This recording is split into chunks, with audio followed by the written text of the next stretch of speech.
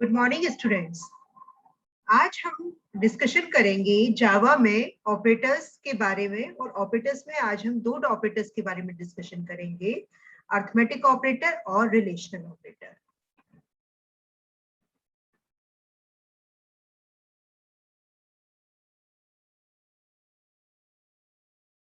तो arithmetic operator, जैसा कि नाम से ही पता चल रहा है, अर्थमेटिक ऑपरेशंस करने के लिए, अर्थमेटिक कैलकुलेशंस करने के लिए हम अर्थमेटिक ऑपरेटर का यूज करते हैं। अर्थमेटिक कैलकुलेशंस लाइक प्लस करना है, माइनस करना है, मल्टीप्लाई करना है, डिवीजन करना है, ये रिमाइंडर निकालना है, यानी मैथमेटिक्स में जो कैलकुलेशन करने के लिए यूज किया जाता है, किए जाते हैं अर्थमेटिक ऑपरेटर्स के थ्रू। अब यहाँ पर ये दोनों वैल्यूज कैसी होनी चाहिए? न्यूमेरिक वैल्यूज होनी चाहिए, क्योंकि न्यूमेरिक वैल्यूज के बेस पर के ऊपर ही हम अर्थमेटिक ऑपरेटर का यूज कर सकते हैं, और वहीं पर हमारे एडिशन, सब्ट्रैक्शन, मल्टीप्लिकेशन, डिवीजन, ये मैथमेटिकल कैलकुलेशंस पॉसिबल। ठीक है, तो arithmetic operator are used to perform arithmetic operation on variables and data. For example a plus b अगर हम करें तो here the plus operator is used to add two variables a and b। तो यहाँ पर a प्लस बी अगर हम करते हैं तो प्लस क्या है? एक अर्थमेटिक ऑपरेटर है, और ये क्या है? a और b, ये operand. These are operand and this is operator. A and B are operand, या फिर इनको वेरिएबल बोलेंगे, और प्लस क्या है? ऑपरेटर है। ऑपरेटर के भी किस तरीके का? Arithmetic operator. तो अर्थमेटिक ऑपरेटर की बात कर रहे हैं तो कौन कौन से टाइप के अर्थमेटिक ऑपरेटर होते हैं? There are various arithmetic operator in Java. Plus use होता है एडिशन के लिए, माइनस सब्ट्रैक्शन के लिए, एस्टेरिस्क साइन मल्टीप्लिकेशन के लिए, स्लैश डिवीजन के लिए, और ये मॉड्यूलर साइन, ये मॉड्यूलो ऑपरेशन यानी रिमाइंडर निकालने के लिए यूज किया जाता है। तो एक सिंपल एग्जांपल ले लेते हैं। दो नंबर हमने लिए हैं, ए की वैल्यू 10 असाइन की है और बी की वैल्यू 5। अब हम यहाँ पर अर्थमेटिक ऑपरेशन कर रहे हैं, इसमें ये तो स्टैटिक है हमारा a प्लस बी, और जब हम इस ऑपरेशन को परफॉर्म करेंगे ए प्लस बी तो स्टैटिक आएगा, ठीक है, और a प्लस बी स्टैटिक आएगा, तो ये क्या आएगा? a plus b as it is लिख देगा, क्योंकि ये डबल कोट्स के अंदर लिखा हुआ है, ठीक है, और ये इक्वल्स टू बी स्टैटिक लिख देगा। अब इसको यहाँ पर ये डबल कोट्स के अंदर नहीं लिखा हुआ है, यानी ये इसको कैलकुलेट करेगा, ठीक है। तो a, यहाँ पर a की वैल्यू क्या है? 10, और b की वैल्यू क्या है? 5, और इन दोनों को जोड़ने के बाद कितना हो जाता है? 15। तो आउटपुट आपका आएगा a plus b equals to 15। ये आउटपुट हमें स्क्रीन पर दिख रहा है। इसी तरीके से अगर हम इसको देखें तो ये क्या दिखाई देगा? a माइनस बी, क्योंकि ये डबल कोट्स के अंदर लिखा हुआ है तो ये एज इट इज आ जाएगा, और ये कैलकुलेट होगा, और इन दोनों को जोड़ने का काम ये प्लस का साइन कर a माइनस बी। तो ये हो गया हमारा, कितना आएगा? 15, सॉरी 10 माइनस 5, ठीक है। तो इसी तरीके से a इंटू बी प्रिंट होगा, और system dot out dot println यहाँ पर भी a स्लैश बी। अब यहाँ पर ये प्लस का sign as a concatenation operator की तरह यूज हो रहा है। अब आप कहेंगे यहाँ पे भी प्लस लगाया हुआ है, अब मैंने अभी आपको बोला था कि न्यूमेरिक वैल्यूज पे लगा सकते हैं, लेकिन कॉन्कैटिनेशन के केस में यानी प्लस का साइन हम अर्थमेटिक ऑपरेटर पे लगाए, न्यूमेरिक वैल्यूज पे लगाएंगे तो वो कैलकुलेशन का काम करेगा, और अगर हम दो स्ट्रिंग वैल्यूज के बीच में लगाएंगे तो कॉन्कैटिनेशन का काम करेगा, ठीक है।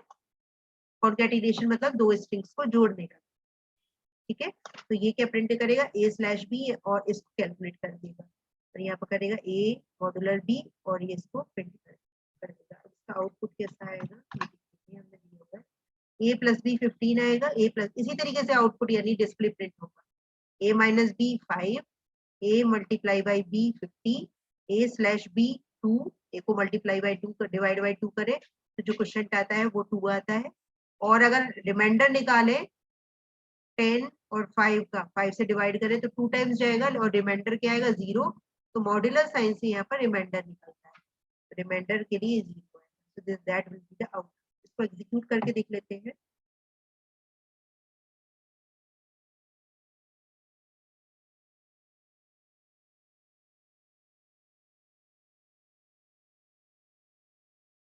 ये हमने प्रोग्राम लिख दिया है अर्थमेटिक क्लास, और ये हमने सेव कर दी है वहीं डेस्कटॉप पर। जावा प्रॉक के अंदर अर्थमेटिक क्लास डॉट जावा, इसको कंपाइल करेंगे।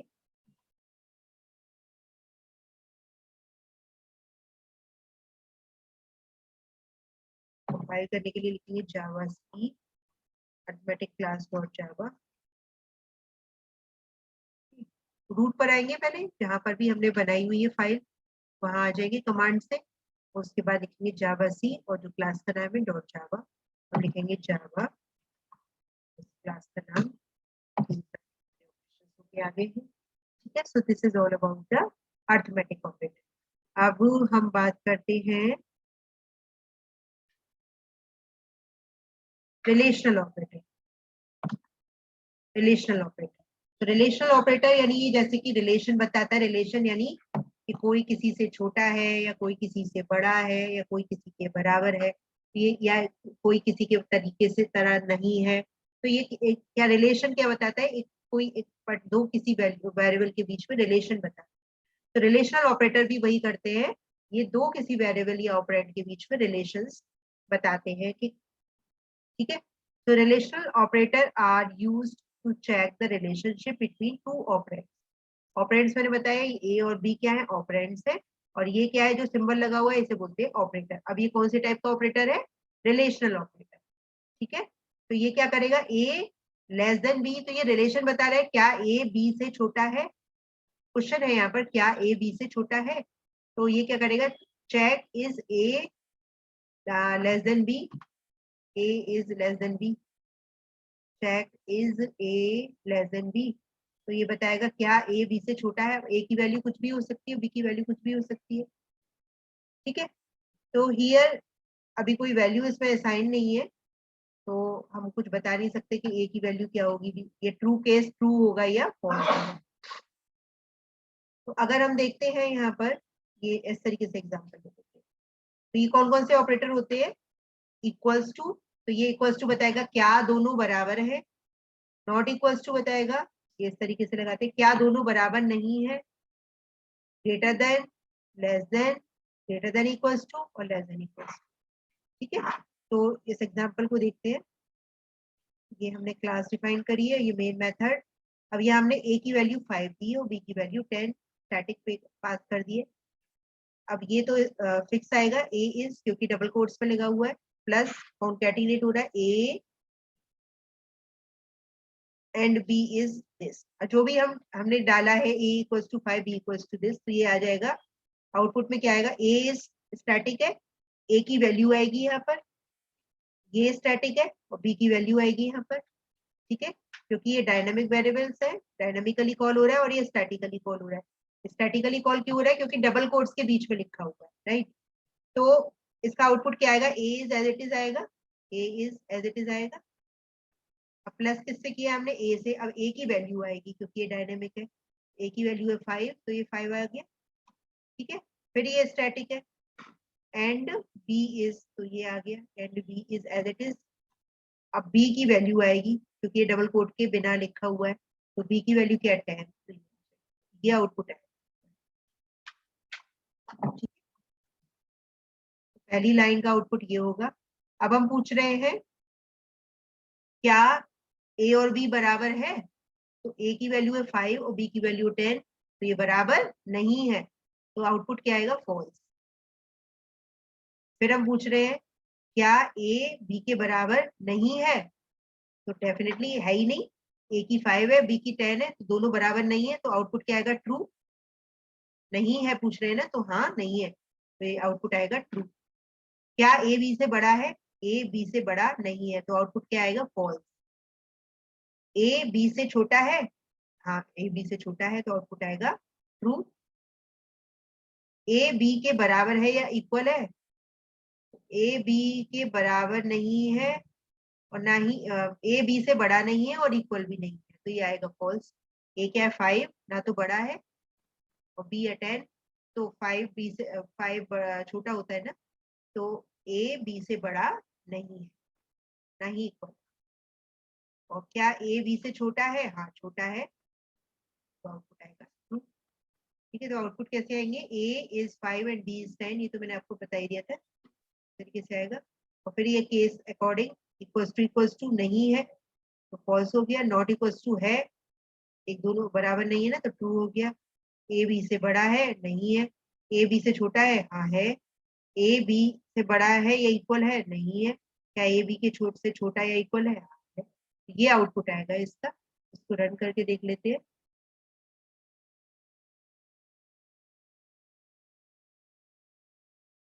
ये है आपका रिलेशनल ऑपरेटर।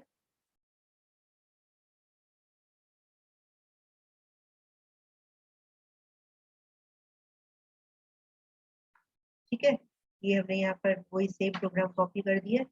इसको कंपाइल करके देखते हैं। जावा सी रिलेशनल ऑपरेटर डॉट जावा,